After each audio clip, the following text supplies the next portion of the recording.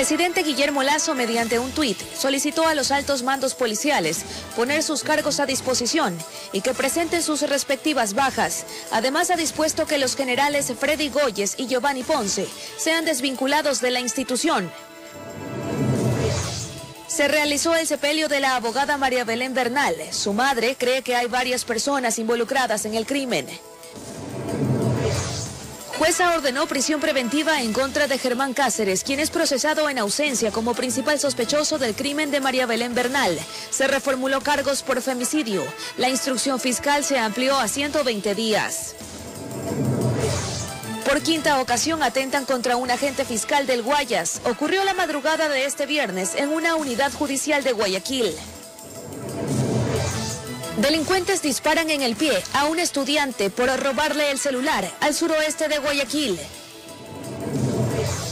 Sujetos en moto asesinaron a un hombre cuando salía de su vivienda en la Ciudadela Rotario, en el noroeste de Guayaquil. Así empieza la noticia, emisión estelar.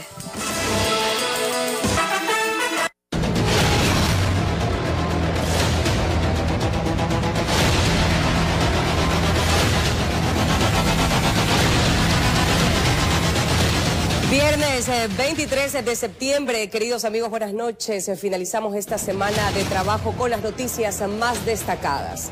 A esta hora damos la bienvenida a nuestro compañero Charlie Pisa, quien nos tiene el reporte de un nuevo caso de sicariato. Charlie, buenas noches. Coméntanos más detalles. Te escuchamos. Buenas noches, así es, Ana y amables televidentes. Estamos en el noroeste de Guayaquil, donde la mañana de hoy se presentó un nuevo caso de sicariato. Un ciudadano, mientras laboraba cerca de unas grúas, fue interceptado por sujetos motorizados que llegaron, se le acercaron y con un disparo le quitaron la vida. Aquí los detalles, veamos.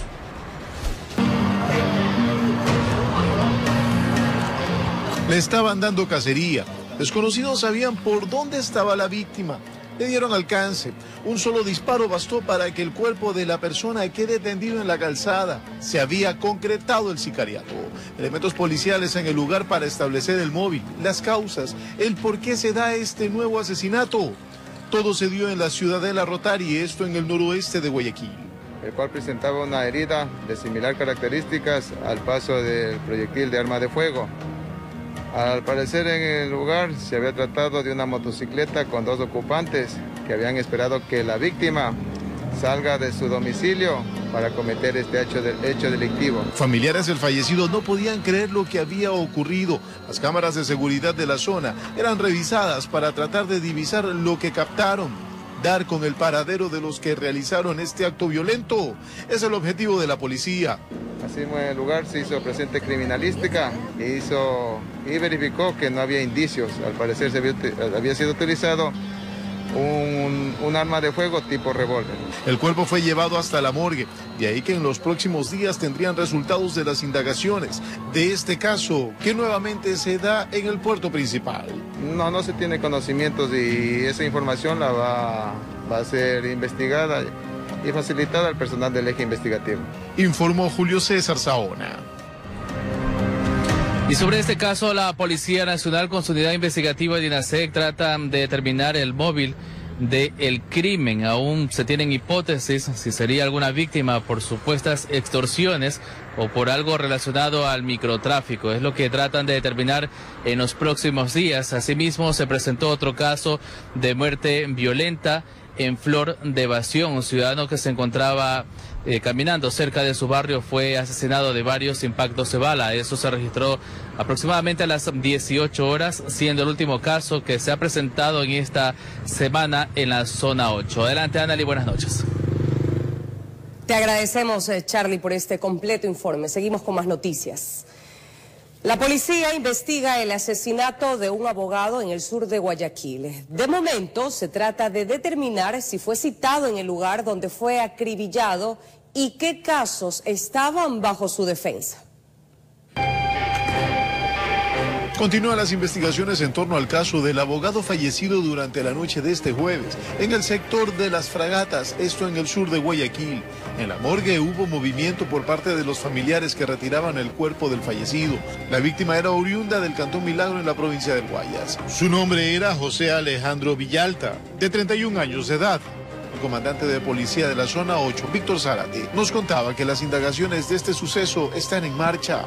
El abogado Villalta se está determinando que fue victimado en su vehículo. Lastimosamente fue impactado por proyectiles de arma de fuego en su cabeza.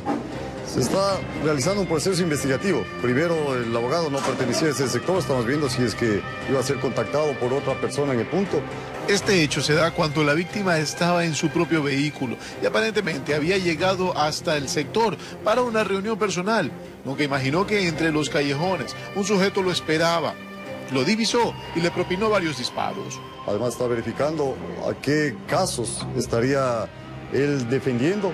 Se está articulando todo un proceso investigativo. Los disparos fueron en la parte de su cabeza directamente. Los familiares no quisieron dar declaraciones al respecto y llevaron el féretro hasta el Cantón Milagro. En los próximos días se dará su sepultura. O tratando, conjeturando, atando cabos de que alguien lo citó en el sitio, sea para pedir sus servicios profesionales. Esa motivación todavía no la tenemos. Estamos articulando todos los esfuerzos. Informó Julio César Saona. En un hecho similar, un hombre fue asesinado dentro de su vehículo en Puerto Viejo, provincia de Manabí. Esto fue captado por cámaras de seguridad.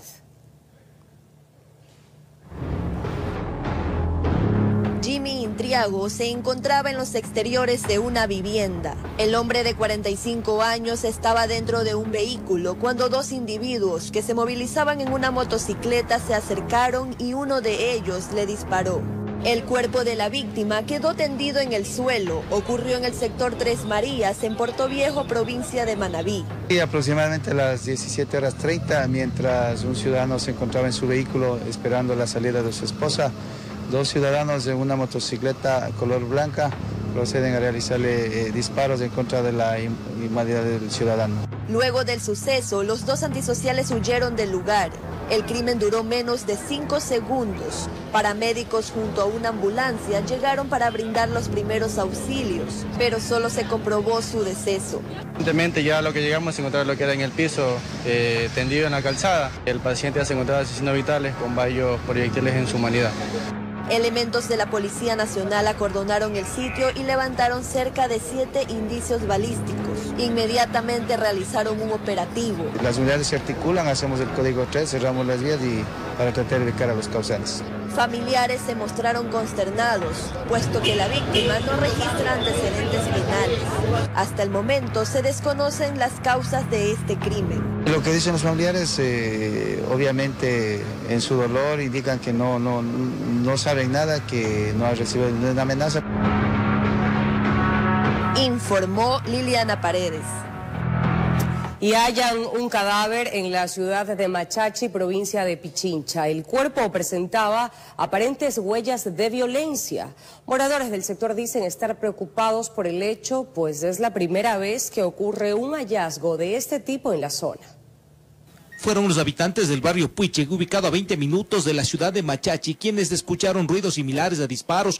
Como era noche, los vecinos no lograron ver qué pasaba. Cuando salieron, alcanzaron a observar a un carro que se perdía por la curva. Sí hubo las detonaciones en el sector, sí, hasta donde tenemos las investigaciones del asesinato se realiza en ese sector. Ayudados con linternas buscaron de dónde salieron los disparos. Al llegar a una especie de Y, se toparon con una silueta tendida en el camino de tierra. La persona no respondía, dieron la alerta a la policía. Lamentablemente utilizaron solo este sector para cometer ese ilícito, pero no hay nada en concreto de que sea alguna banda organizada que se encuentre dentro del Cantón Mejía. Los uniformados llegaron y confirmaron que se trataba de un hombre de más o menos 25 años de edad. Lamentablemente tenía impactos de bala en diferentes partes del cuerpo. Que esta persona tenía antecedentes, el último en el 2022, por situaciones de sustancias sujetas a sustancias estupefacientes sujetas a fiscalización. La policía indicó que no se trató de un acto de delincuencia común. El robo fue descartado. Entre las hipótesis que los responsables del crimen buscan buscaron un lugar desolado para no dejar huellas del asesinato. De los antecedentes podemos indicar la presunción que esta es una muerte selectiva, ya que esta persona pertenecía a una organización delictiva, en la cual fue mediante una llamada telefónica, fue sacada de su domicilio supuestamente para cobrar un dinero. Es la primera vez que un hecho de estas características sucede en un área rural del Cantón Mejía. Se presume momentáneamente que no es del Cantón Mejía, sino que lamentablemente estos antisociales utilizaron ese sector que es desalojado, que no hay mucha presencia de personas para cometer el ilícito. Ahora esperan que las investigaciones determinen a los responsables. En Quito informó Iván Casamen. Sicarios acabaron con la vida de un hombre de aproximadamente 23 años de edad en el sur de la ciudad de Esmeraldas. En la escena del delito, elementos de la policía levantaron varios indicios balísticos. La sangre esta vez manchó una de las calles del barrio Río Esmeraldas al sur de la ciudad. Un hombre de más o menos 23 años de edad fue la nueva víctima de los asesinos a sueldo. El libreto por la zona no cambia. Los sicarios se movilizan casi siempre en motocicleta. No se trata de una escena abierta, un cadáver de sexo masculino aproximadamente unos 23 años de edad. El mismo se encontraba en posición de cúbito ventral. El cuerpo quedó tendido en la mitad de la vía. Los curiosos prácticamente bloquearon la calle para observar el trabajo policial. El joven fue identificado, familiares del occiso llegaron al lugar y ratificaron que se trataba de Brian Bautista. Hemos encontrado indicios balísticos, en este caso 6 vainas percutidas calibre 9 milímetros. En la zona saber algo más, indagar cómo pasaron las cosas no es recomendable. El peligro está a la vuelta de la esquina, por no decir camina de la mano. Lo venían siguiendo, claro. Lo venían siguiendo, a pie. A pie. O sea, venía de la parte de abajo sí, claro, de arriba. Aunque la policía logró saber de quién se trataba, no emitió detalles de su hoja de vida. Por el sector es un secreto a voces que muchos de los jóvenes son tentados para pertenecer a bandas delictivas y que el microtráfico golpeó la puerta de muchas de las víctimas. Al momento nos trasladamos al centro forense para realizar todo lo que es el tratamiento externo de las heridas del cadáver. El cadáver presenta varias máculas de color rojo. Las estadísticas son alarmantes, los asesinatos son el pan diario. En la provincia fronteriza ya van más de 300 muertes violentas. En Quito informó Iván Casamen. Un hombre de 68 años de edad fue asesinado con 4 puñaladas dentro de su departamento en pleno centro de Manta, provincia de Manabí. Las autoridades investigan el móvil de esta nueva muerte violenta. Un adulto mayor fue asesinado de 4 puñaladas. La víctima de 68 años de edad fue atacado dentro de su departamento ubicado en la calle 9 y avenida 26, en pleno centro de Manta, en la provincia de Manabí. Bueno, al inicio se nos comunicó de una posible persona que estaba dentro de una habitación. Se procedió con la policía y conjuntamente con el departamento de criminalística a verificar exactamente si la muerte era natural o violenta, resultando una muerte violenta ocurrida aparentemente la noche de ayer. ¿Sería por arma de fuego o...? Por arma blanca tipo cuchillo. El hecho causó conmoción entre los vecinos de Manuel Cesario Chávez Palma, quienes aseguraron que la víctima trabajaba con un extranjero en el edificio donde le arrebataron la vida. Trabajaba aquí mismo. De verdad que no sé por qué lo mataron. ¿Cuándo fue la última vez que lo viste? Anoche. ¿Cómo a qué hora? ¿Ah? ¿Cómo a qué hora lo viste? Como a las 7. Y estaba guardando el carro. Sí, él siempre lo era con un chico, un venezolano. Cámaras de seguridad del sector muestran los últimos movimientos de la víctima y un acompañante con quien ingresó a su departamento la tarde del jueves. Media hora después, su victimario salió con una maleta. Hay un robo, hay destrucción de algunas seguridades. En todo caso, la policía sigue investigando el hecho. Con cámaras de Eduardo García desde la provincia de Manabí, informó Wendy Delgado.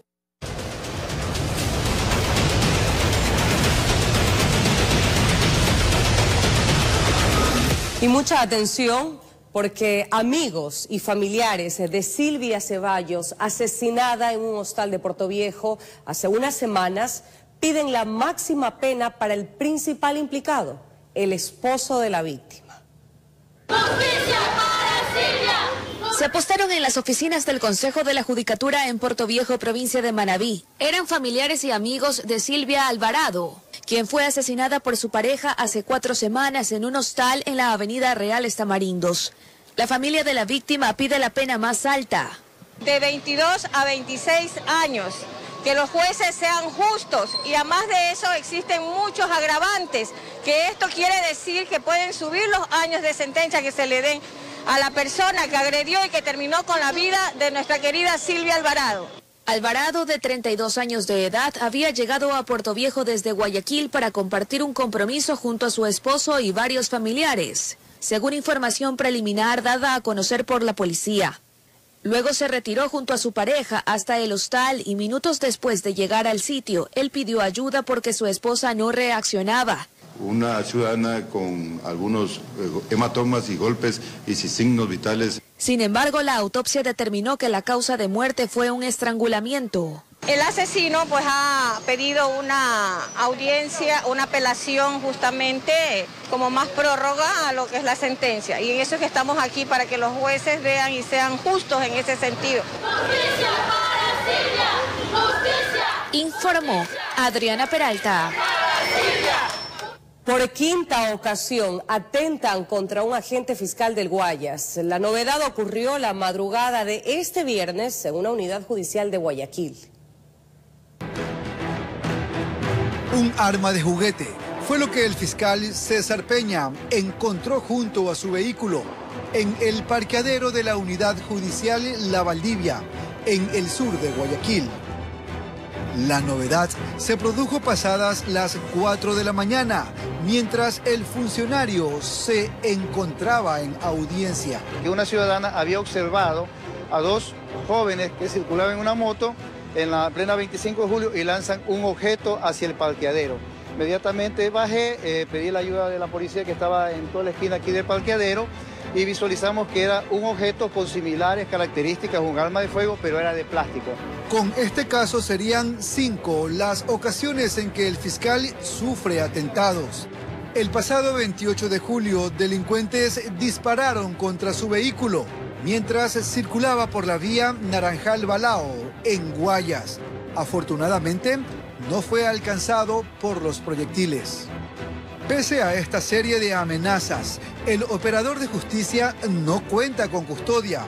El general Víctor Zárate, comandante de la zona 8, se refirió al tema. No tiene resguardo policial, de lo que yo conozco, porque no es una unidad que nosotros manejamos directamente. Esto depende de la DGI o de los víctimas y testigos, pero sin embargo el detonante siempre va a ser la solicitud de la máxima autoridad, en este caso fiscal provincial.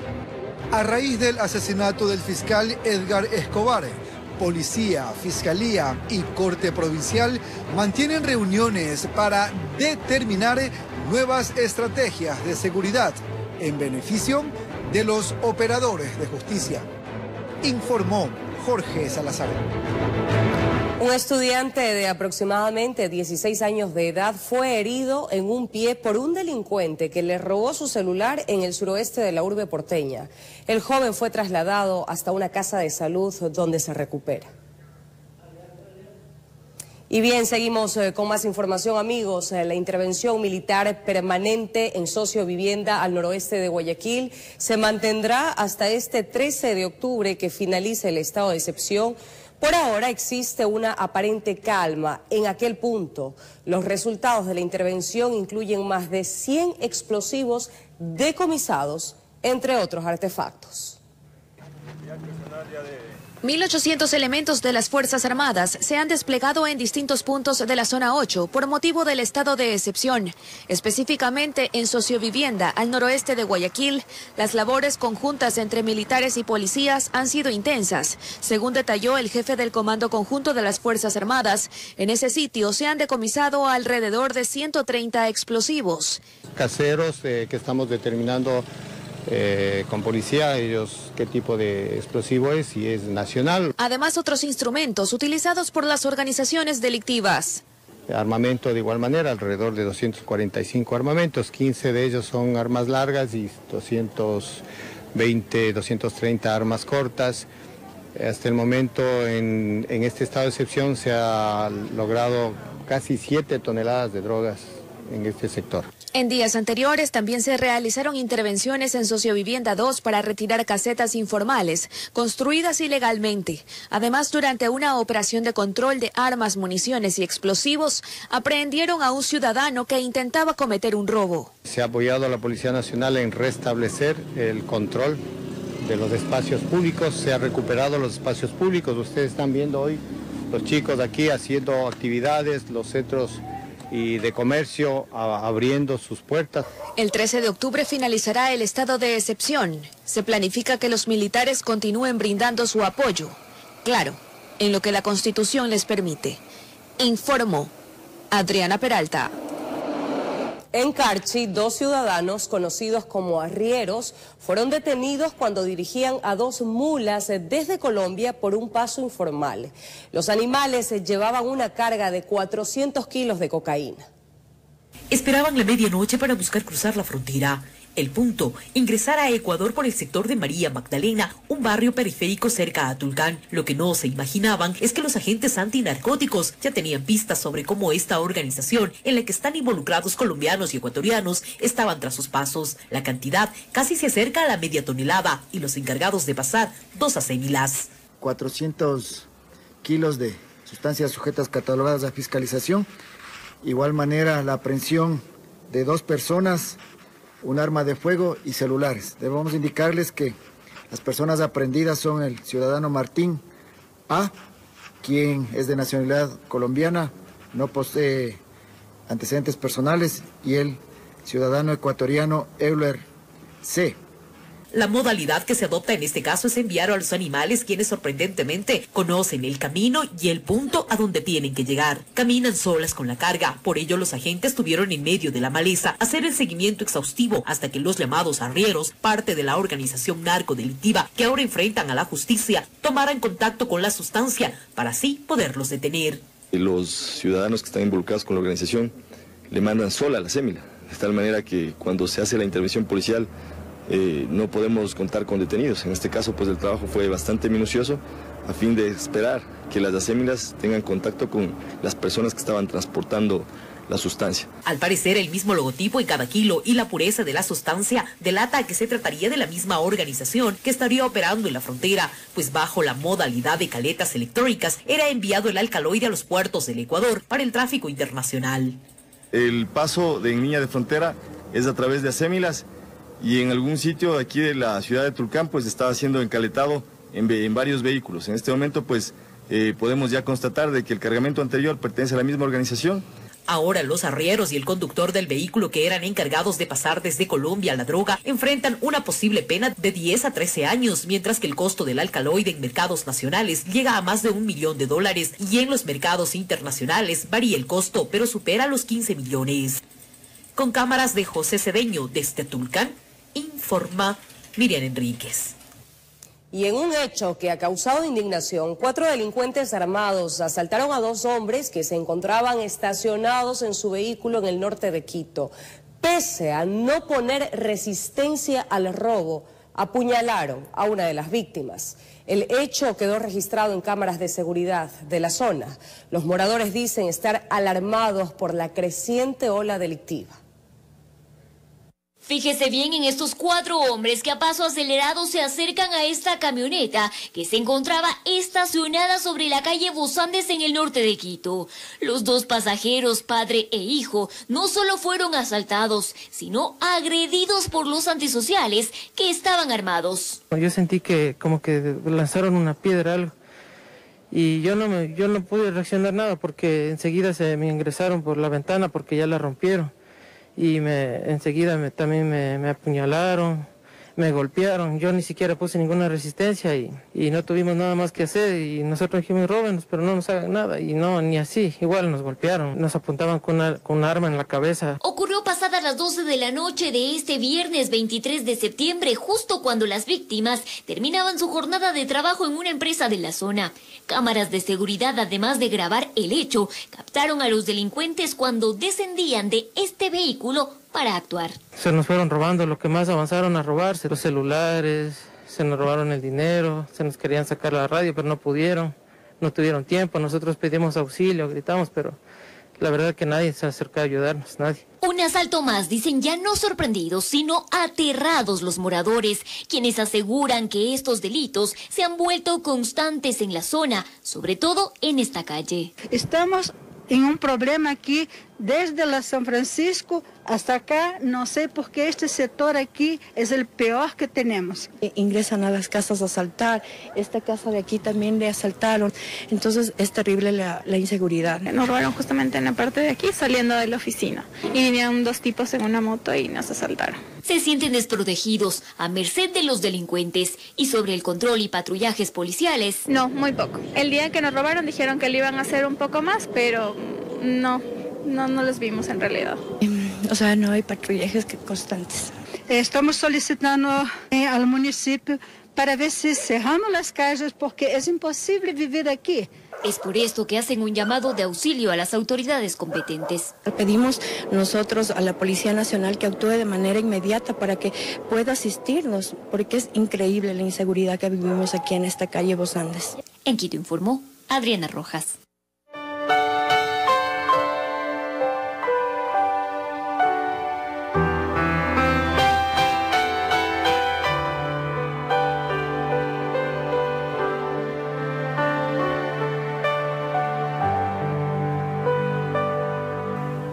Con una caravana, decenas de amigos, familiares y ciudadanos dieron el último adiós a María Belén Bernal.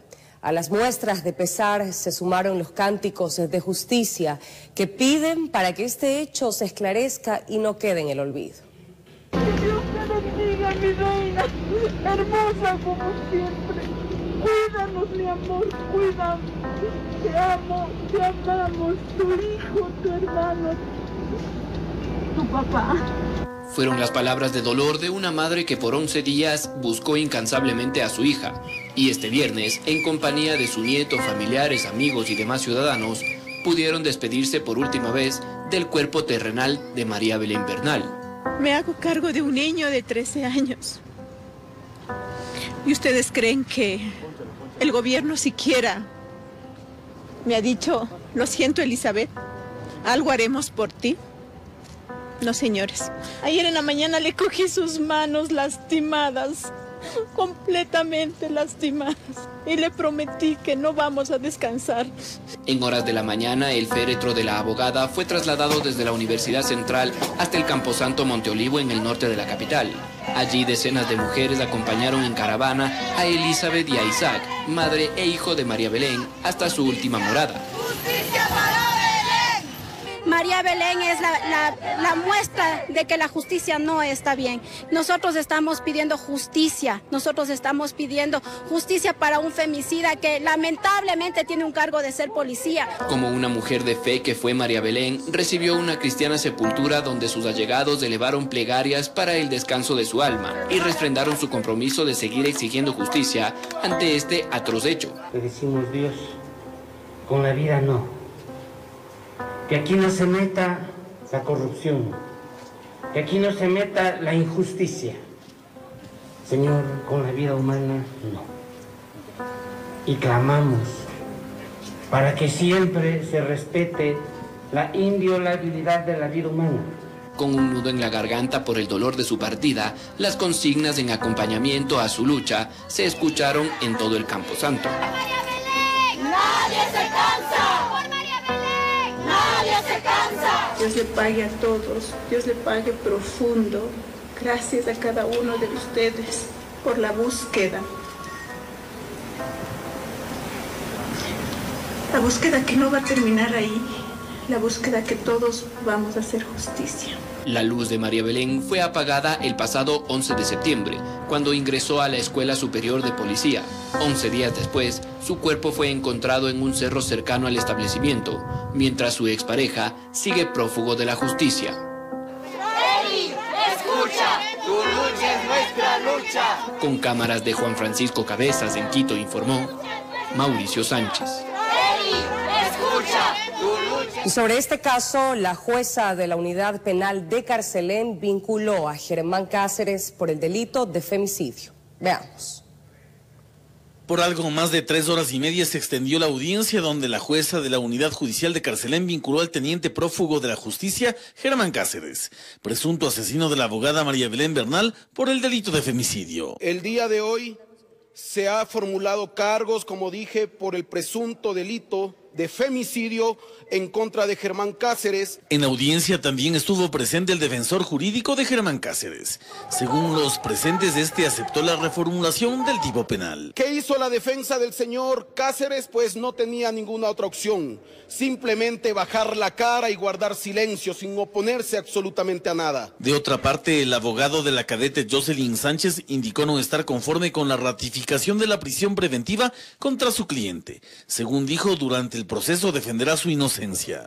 Solo por el mero hecho de estar presente en un lugar que ella estudiaba ahí, se mantiene la decisión de tenerla en prisión preventiva. Sin embargo, tenemos 120 días más por un delito de femicidio que tiene que ahorita comprobarme Fiscalía en qué grado de participación lo ha hecho Jocelyn Sánchez. En el marco del caso de femicidio de María Belén Bernal, varias autoridades de Estado, incluidos Patricio Carrillo, la fiscal general Diana Salazar y el comandante general de la policía Fausto Salinas, deberán comparecer ante el Pleno de la Legislatura el próximo 28 de septiembre. Un día antes, la Comisión de Justicia del Parlamento también los ha convocado. Informó Javier Rosero. De acuerdo a la Fiscalía General del Estado, el lunes llegará una comisión internacional para contribuir en la investigación del asesinato de la abogada María Belén Bernal. Según las autoridades, el aporte de expertos como un técnico criminalístico y un investigador civil permitirá continuar con un proceso objetivo y transparente. Por su parte, el presidente Guillermo Lasso pidió la dimisión del ministro del Interior Patricio Carrillo, por lo que hasta hoy estuvo en funciones. Añadió que llevarán a cabo todos los procesos legales para degradar al teniente Cáceres, principal sospechoso de asesinar a María Belén Bernal, entre otras medidas. Escuchemos. El comandante general de la policía tiene una semana para entregar resultados definitivos que conduzcan a la captura de Germán Cáceres. Llevaremos a cabo todos los procesos legales para degradar al teniente Cáceres, porque no merece ostentar ningún rango que lo asocie con la institución policial. El Ecuador entero conoce muy bien el valor del general Carrillo. Aunque a algunos no les guste su frontalidad, el general Patricio Carrillo ha dedicado su vida y su lealtad al ideal de un país más seguro. Sin embargo, tras los acontecimientos de estos últimos días, he decidido que su servicio concluya el día de hoy. He pedido al general Carrillo su dimisión como ministro del Interior. Estas decisiones son solo el primer paso en el largo camino que tenemos por delante para transformar nuestra Policía Nacional y sanar como país. El siguiente paso será fortalecer la lucha en contra de la violencia de género desde la Secretaría de Derechos Humanos. Vamos a destinar todos los recursos necesarios para que la ley y el plan de prevención y erradicación de la violencia de género sean efectivos. Trabajaremos de manera coordinada con las instancias de la Administración de Justicia para no revictimizar a las víctimas y su familia y que el acceso a la justicia sea efectivo. Trabajaremos también con los 221 municipios para que cumplan con las obligaciones de prevención, atención y reparación integral a las víctimas de violencia y sus familias. A nombre personal de María de Lourdes y mi familia, quiero expresar mi solidaridad a la madre y familiares de María Belén Bernal. Y como presidente de la República, les quiero pedir perdón, porque esto no debe suceder nunca, pero mucho menos en un edificio público donde se forman quienes deben protegernos. Hoy el Ecuador está de luto por María Belén y por todas las mujeres que han sido víctimas de femicidio. La mejor manera de honrarlas será luchar sin descanso para erradicar definitivamente de nuestra sociedad la violencia de género.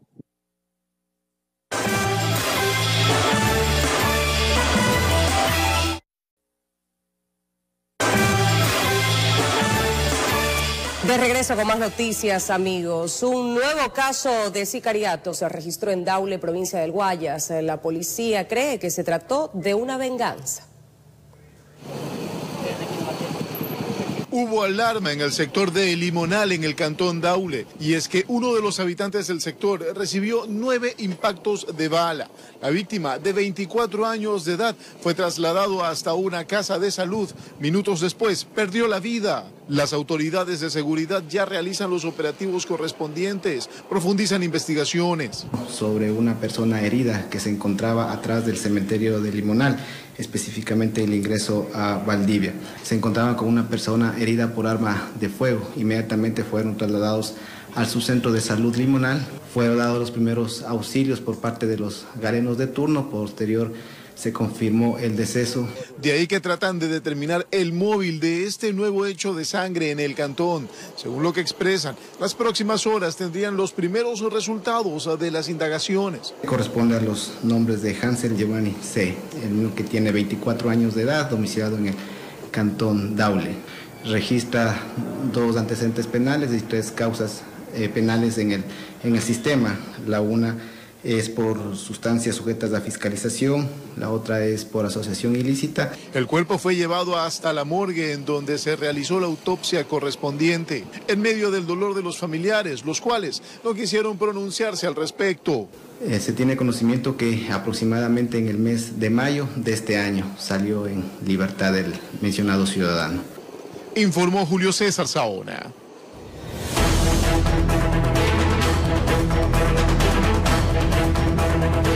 En noticias internacionales, la ONU concluyó que se han cometido crímenes de guerra en Ucrania desde los inicios de la invasión rusa. Un grupo de especialistas de las Naciones Unidas ha investigado el estado de los derechos humanos en ese país desde mayo.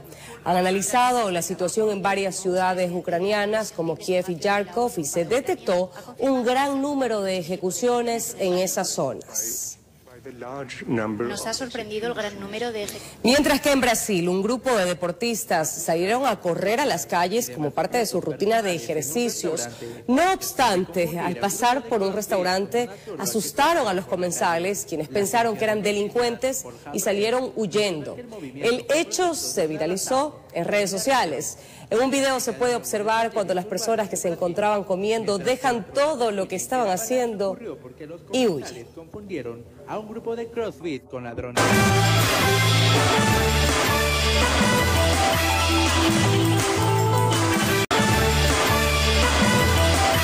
Más noticias, amigos. Los resultados de los diálogos entre el Gobierno Nacional y la Confederación de Nacionalidades Indígenas del Ecuador, CONAIE, podrían definir que el Fondo Monetario Internacional, FMI, efectúe el último desembolso de $700 millones y dé paso a un nuevo acuerdo. Hasta fin de año, el régimen espera el arribo de $700 millones del Fondo Monetario Internacional, FMI, correspondiente a un acuerdo del 2018 y replanteado en el 2020. Entonces estamos hablando de que ahorita estamos por más de 6.700 millones recibidos, nos faltan 700 millones. Todo dependerá de una última revisión, donde se tomarán en cuenta algunos puntos que sumarían 11, como refiere John Cajas, catedrático universitario. Temas de ajuste fiscal, temas de manejo de subsidios. Recordemos que estamos en una coyuntura donde todavía no está claro cuál es el resultado final de los diálogos con la CONAIE, por ejemplo. Entonces yo creo que todo eso va a pesar. Y de hecho se convertiría en las llaves para un nuevo desembolso en el 2023. Esas serían las intenciones del Ejecutivo, lo que no sería con mercados financieros privados o gobiernos, por sus tasas de interés altas. Penosamente no quedan muchos espacios para pedir financiamiento.